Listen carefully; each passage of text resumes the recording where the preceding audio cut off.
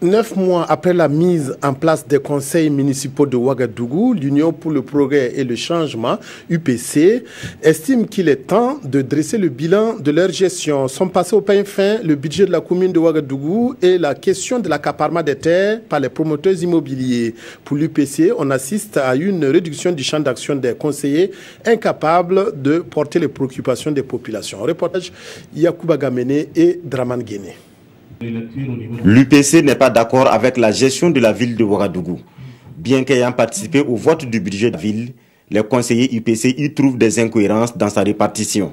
Sur les 26 milliards du budget, plus de 5% sont consacrés aux études de projet, malgré l'existence d'une direction en charge des études dans la ville. Seulement 167 168 860 francs, soit 0,6%, sont consacrés à la jeunesse et à l'emploi.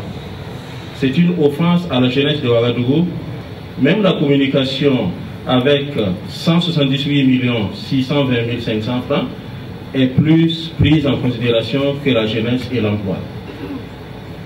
Seulement 76 350 000 francs sera consacré au social, ce qui représente 0,3% du budget.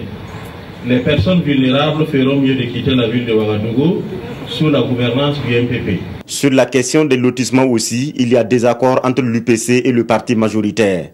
Le changement tant attendu par les populations tarde à venir selon ces UPC. Nous assistons à un accaparement des terrains par les promoteurs immobiliers qui aménagent et construisent des villas destinées aux plus riches.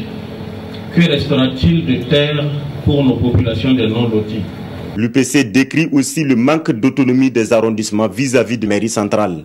La mairie gère, selon eux, la quasi-totalité des investissements à réaliser dans la ville.